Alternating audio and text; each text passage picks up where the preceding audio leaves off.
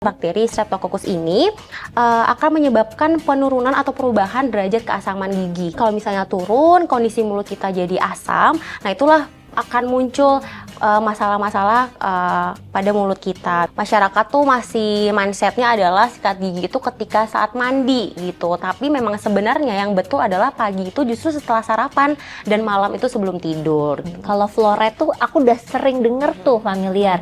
Tapi kalau stainless fluoride itu apa, Dok?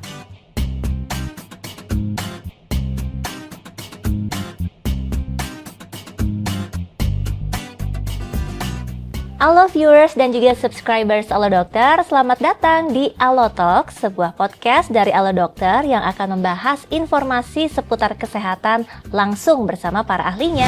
Perkenalkan, aku Prima yang akan memandu obrolan kita kali ini.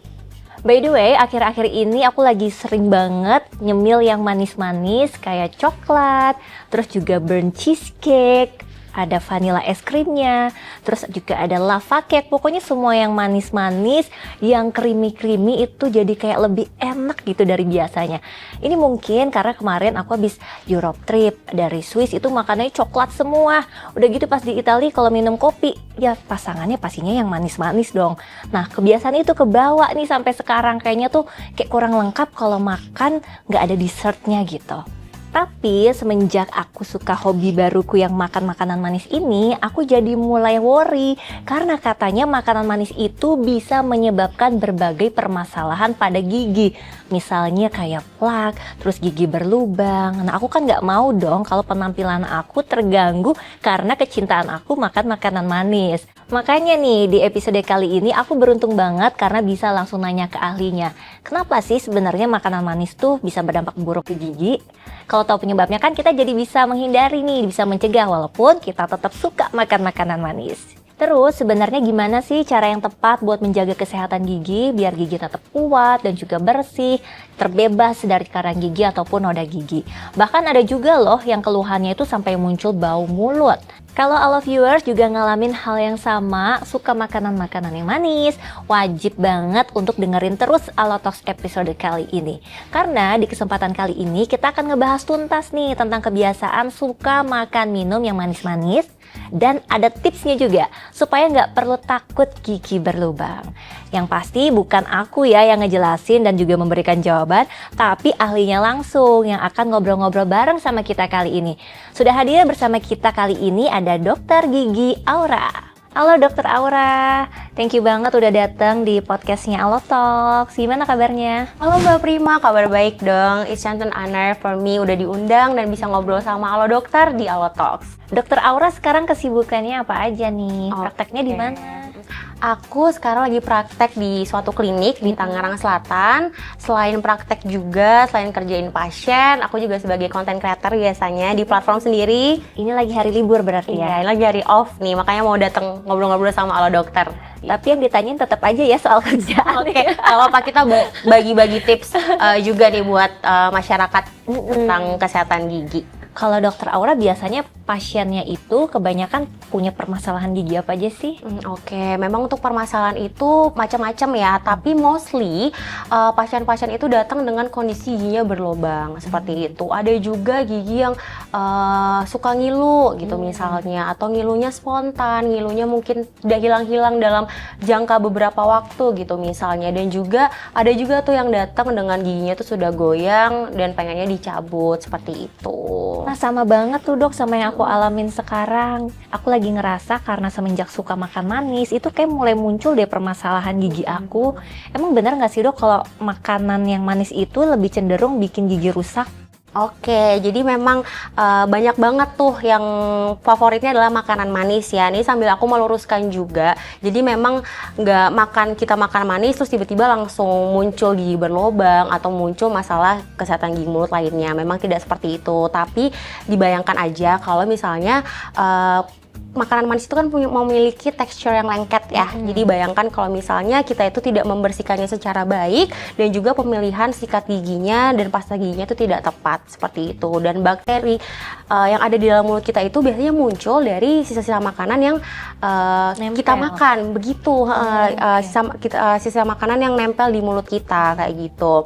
Jadi memang bukan cuma dari makanan manis aja, tapi dari sisa-sisa makanan itu biasanya akan menjadi sumber makanan dari bakteri itu sendiri gitu. Nah, salah satu penyebab utama bakteri yang menyebabkan masalah mulut kita ini adalah bakteri Streptococcus seperti itu. Jadi biasanya Streptococcus ini akan menyebabkan penurunan atau perubahan derajat keasaman gigi seperti itu. Nah, dari derajat keasaman ini kalau misalnya turun, kondisi mulut kita jadi asam, nah itulah akan muncul masalah-masalah pada mulut kita, misalnya seperti ada pembentukan plak lalu berkembang lagi jadi adanya karang gigi. Dari karang gigi itu sendiri akan membentuk radang gusi dan juga biasanya menyebabkan bau mulut ya. Banyak pasien-pasien mengeluhkan bau mulut.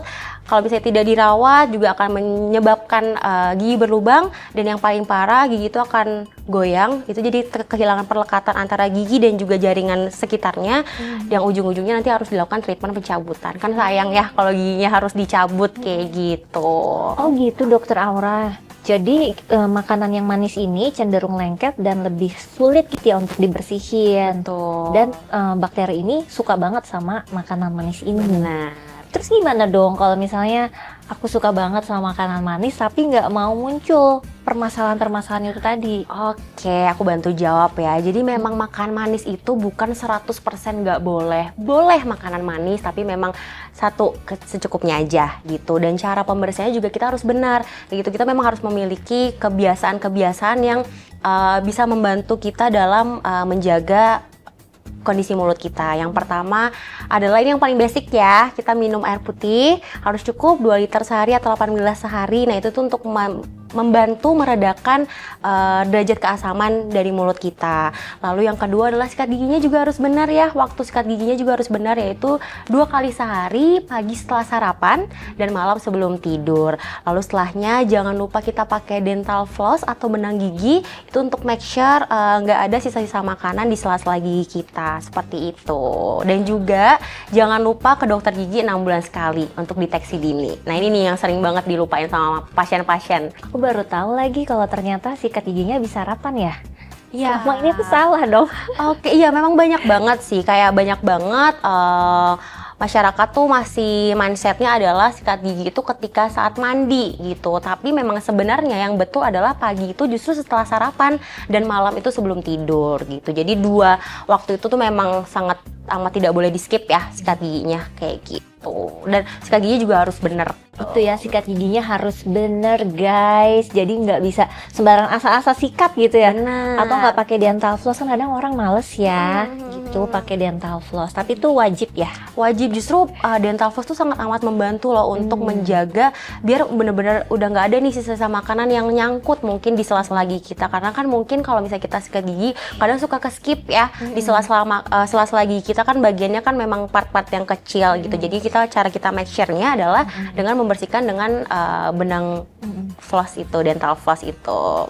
Terus kalau misalnya dok udah rajin nih sikat giginya 2 kali sehari gitu, waktunya udah sesuai, tapi masih bisa muncul nggak itu plak dan masalah-masalah lainnya? Oke, jawabannya bisa ya. Kenapa sih kalau misalnya kita udah ngerasa rajin banget nih sikat gigi dok, udah sikat gigi sering banget, tapi kenapa masih bisa gigi berlobang dan sebagainya? Jadi memang harus diperhatikan dulu, mulai dari cara kita sikat gigi, lalu juga pemilihan sikat giginya, pemilihan pasta giginya tuh memang harus tepat ya, seperti itu. Jadi memang untuk pemilihan sikat gigi sendiri itu memang bulunya harus halus dan juga dipastikan ujungnya itu membulat gitu. Kenapa sih kita nggak boleh pilih asal-asalan? Karena memang ditakutkan ketika kita sikat gigi dengan mungkin gerakan yang terlalu besar, terlalu keras seperti itu, ditakutkan akan mengiritasi gusinya gitu. Dengan iritasi gusi tersebut nanti biasanya akan memunculkan masalah-masalah kesehatan gigi dan mulut di sekitar gigi tersebut, seperti itu. Lalu juga dipastikan untuk sikat giginya. Biasa kan sikat gigi itu kalau misalnya diperhatikan,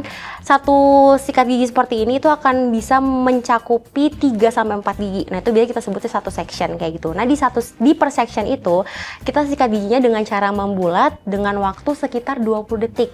Nah kayak gitu. Jadi nggak boleh asal langsung nggak asal boleh kena terburu doang gitu ya. nggak boleh asal kena. Jadi memang kalau perlu pakai timer aja gitu, pakai timer biar agar lebih pasti juga, biar nggak terlalu terburu-buru dan pasti semuanya bersih seperti itu. Jangan lupa juga bukan hanya permukaannya aja yang dibersihkan, tapi belakang gigi dan juga lidah juga harus digosok seperti itu. Lalu juga diperhatikan untuk sikat giginya kalau misalnya sudah berumur 3 atau 4 bulan gitu, atau dilihat misalnya sikatnya itu bulunya sudah mekar ya, itu harus diganti ya, harus diganti dengan yang baru. Dan juga jangan lupa untuk pilih pasta gigi antibakterial yang mengandung stannous fluoride gitu. Ternyata banyak yang salah saya selama ini, pantesan masih muncul ya. Oke, Kayaknya masih sering kemis ya. Iya, kayaknya emang perlu cermin, nggak abis sikat gigi kayaknya harus ngaca, itu masih ada yang kelewat. Harus dicek nggak? lagi, Iya. harus dicek lagi dengan pakai cermin, pakai dental floss tadi. Thank you loh dok, penjelasannya pantesan aja aku selama ini masih muncul masalah, ternyata kurang bersih caranya, Masih masih sering banyak yang salah. kemis ya untuk Iya. caranya. Next aku kalau habis sikat gigi langsung bercermin deh, masih ada yang Iya, harus dipastikan lagi. Nah dok, tadi ngebahas stannous fluoride. Kalau fluoride tuh aku udah sering denger tuh, familiar. Tapi kalau stannous fluoride itu apa dok? Oke, jadi stannous fluoride ini merupakan sebenarnya itu salah satu bentuk dari fluoride. Yang bedanya, kandungan stannous fluoride ini tidak hanya membantu untuk memperkuat enamel, tapi dia juga efektif untuk melindungi gigi dari berlubang, lalu juga mengurangi penumpukan plak, dan juga mencegah terjadinya masalah gusi, lalu juga mengurangi bakteri penyebab bau mulut. Jadi biar mulut tuh terasa fresh seperti itu. Dan bahkan stannous fluoride ini juga bisa diberikan 1-2 kali per tahun ya, untuk sebagai treatment tambahan untuk perlindungan gigi kita. Nah, ini bisa dilakukan oleh profesional di klinik gigi gitu misalnya. Jadi memang pasta gigi yang mengandung stannous fluoride ini bisa melindungi enamel gigi dan sebagai perlindungan antibakterial untuk mencegah gigi berlubang dan juga bau mulut. Dokter Aura, thank you banget untuk penjelasannya. Yang pasti ini berguna banget nih untuk all viewers semuanya dan juga untuk aku pribadi. Dan jangan kapok-kapok main di Allotalks ya. Siap, nggak akan kapok sih ngobrol-ngobrol sama Allo Dokter di Allotalks ini. Sukses terus pokoknya untuk Dokter Aura. Sukses juga buat Mbak Prima, sehat-sehat semuanya ya. Amin. Wah, aku baru tahu loh bahwa kandungan stannous fluoride ternyata efektif banget buat mencegah gigi berlubang. Nah, aku pikir tuh selama ini pasta gigi yang aku gunain itu udah cukup, tapi ternyata belum ya. Sekarang aku baru tahu nih, ada pasta gigi yang memiliki kandungan stannous fluoride. Kita akan kenalan langsung bersama dengan Mbak Putu Rizky Diana sebagai brand manager dari Colgate Indonesia. Halo Mbak Kiki. Halo Mbak Prima, nah betul banget nih Mbak Prima, ini saatnya untuk beralih ke Colgate Total. Nah di Colgate Total ini selain kita mengandung stannous fluoride, berfungsi juga untuk melindungi permasalahan gigi dan kita juga melindungi bakteri selama 24 jam dan menghindari adanya akar permasalahan mulut, yaitu dari gigi berlubang, terus juga ada bau mulut, gigi sensitif dan lainnya. Jadi ini cocok banget ya buat aku yang suka makan manis-manis. Nah pas banget Mbak Prima, jadi Colgate Total ini juga mampu melindungi gigi dalam waktu 24 jam dan kita juga memiliki 5 varian yang dapat dipilih sesuai sama kegunaannya masing-masing.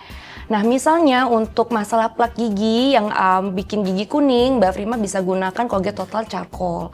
Colgate Total Charcoal ini tidak hanya memiliki stannous fluoride di dalam kandungannya, tapi juga memiliki arang mikro yang membuat gigi menjadi lebih bersih dan lebih segar setelah kamu menyikat gigi nih Mbak Prima. Nah selain itu kita ada varian whitening, kita juga ada varian fresh mint, kemudian juga ada sensitivity and gum dan deep clean.